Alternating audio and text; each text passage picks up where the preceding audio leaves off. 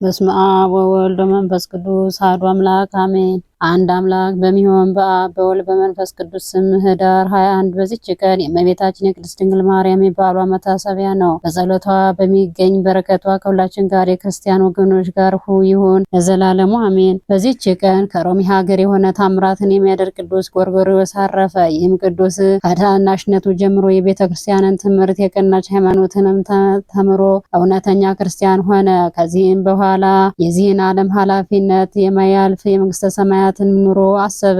ህብስቱን ሐሳቡንም ሁሉ ስለ ነፍሱ ድህነት አደረገ። የዚያችንም ሀገር ኤጲስቆጶስ በኤጲስቆጶስነቱ ስራ ይረዳው ዘንድ ለመነው። እርሱ ግን አልፈቀደው፣ ከውዳሴ ከንቱ የሚሸሽ ሆኗልና። ወደ ገዳምም ገብቶ ጽኑ የሆነ ተጋድሎንም መጋደል ጀመረ። እዚያችንም ሀገር ኤጲስቆጶስ ባረፈ ጊዜ ኤጲስቆጶስ የሚያደርጉት ፈልገው አጡ። እዚህም ተሰብስበው ሳለ የመለኮትንም ነገር የሚናገር ጎርጎርዮስ ከእሳቸው ጋር ሳለ ገዳማዊ ጎርጎርዮስን ፈልጋችሁ በእናንተ ላይ ሹሙት የሚል ቃል ከሰማይ ወደ እርሱ መጣ።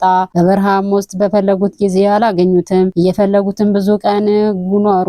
እርሱ ግን በአቅራቢያቸው ይኖር ነበር። ባገኙትም ጊዜ በአንድ ምክር ተስማምተው በሌለበት ወንጌል ይዘው በላያቸው ኤጲስቆጶስነትን ሾሙት። ስሙም የመለኮትን ነገር በሚናገር ጎርጎርዮስ ብለው ሰየሙት። ከዚህም በኋላ የእግዚአብሔር መልአክ ለቅዱስ ጎርጎርዮስ ተገልጦ ተነስተህ ወደ እርሱ ሂድ፣ እንሆ በላያቸው የኤጲስቆጶስነት ሾመውሃልና ይህም ከእግዚአብሔር የሆነ ነው አለው።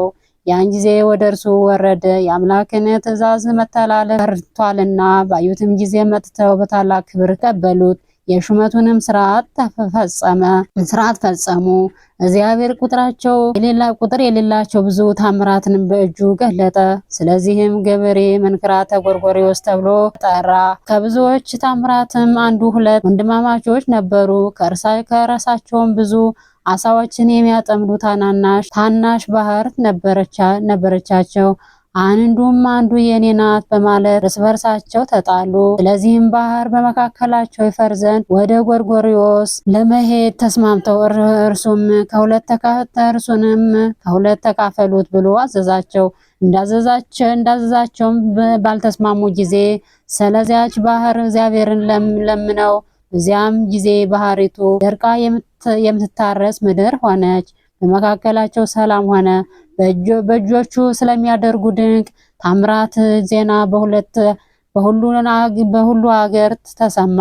በጎ አገልግሎትንም ከፈጸመ በኋላ በሰላም አረፈ። ለእግዚአብሔር ምስጋና ይሁን። እኛንም በዚህ አባ ጸሎት ይማረን፣ በረከቱ ከኛ ጋር ትኑር ለዘላለሙ አሜን። በዚህች ቀን የእስክንድርያ ሊቀ ጳጳስ ቅዱስ አባት ቆዝሞስ አረፈ። እርሱም ለአባቶች ሊቃነ ጳጳሳት 54ኛ ነው። ይህም አባት ብዙ መከራና ሐዘን ደረሰበት። በዘመኑም በክርስቲያን ወገኖች ሁሉ ላይ መከራና ችግር ደረሰባቸው። በዚያም ወራት የክርስቲያን ወገኖችና አይሁዳውያን ልብሳቸውን በሰማያዊ ቀለም እንዲያቀልሙት እንጂ ነጭ ልብስ እንዳይለብሱ የሰላሞች ንጉሥ ጋፊር አዝዞ ነበርና። በዚያም አባት ዘመን ድንቆች የሆኑ ብዙዎች ታምራት ተገለጡ። በአስቄጥስ ገዳም በቅዱስ ሳዊሮስ ቤተክርስቲያን ውስጥ የእመቤታችን የቅድስት ድንግል ማርያም ስዕል ነበረች። ጎኗም ተገልጦ ከእርሷ ብዙ ደም ፈሰሰ። በግብፅ ሀገር ካሉ ከሌሎች ስዕሎቻቸው ብዙ እንባ ፈሰሰ። ይህም የሆነው በሊቃነ ጳጳሳቱና በክርስቲያን ወገኖች ላይ ስለደረሰው መከራ እንደሆነ በመራቀቅ የሚያስተውሉ አወቁ።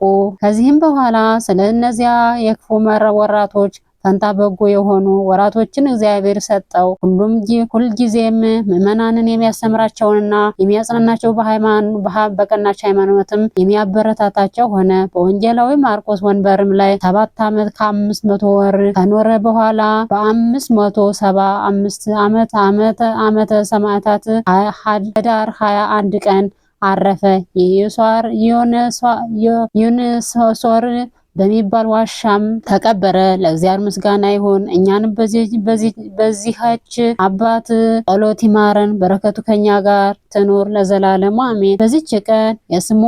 በዚህች ዕለት የስሞናይን ሀገር ሰማዕት ኤልፎዮንስ፣ ዜኬዎስ፣ ሮማኖስ፣ ዮሐንስ፣ ቶማስ፣ ቆጥሮስ የዚህ ይስሐቅ መታሰቢያቸው ነው። በረከታቸው ከኛ ጋር ትኑር ለዘላለሙ አሜን። በዚች ቀን ደግሞ የብርሌ የብርጭቆ ሰሪዎች ልጅ የሆነ ከአስዮት አገር ቅዱስ አባት አባ ዮሐንስ አረፈ። ይህንንም ቅዱስ በወለዱት ጊዜ በበጎ ተግሳጽ አሳድገውታል።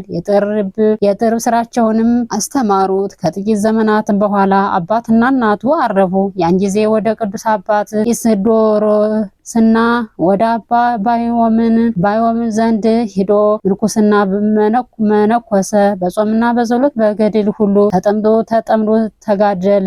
ዜናውንም በራቁ ገዳማት ሁሉ ተሰማ። ከዚህም በኋላ ከእግዚአብሔር የታዘዘ መልአክ ተገለጠለት። ወደ ሀገሩ ሄዶ ወገኖችን የጽድቅን ጎዳና ይመራቸው ዘንድ አዘዘ። ቅዱስ ቁርባንንም ሳይቀበል ከበዓቱ የማይወጣ ሆነ። በአንዲት ዕለትም ሁለት ቅዱሳን አረጋውያን አባ አብዥልና አባ ብሶይ ወደ እርሱ መጡ። ገና ወደ እርሱ ሳይቀርቡ ከሩቅ ሳሉ ስማቸውንም በመጥራት ሳያውቃቸው አባቶቼ ለመምጣታችሁ ሰላምታ ይገባል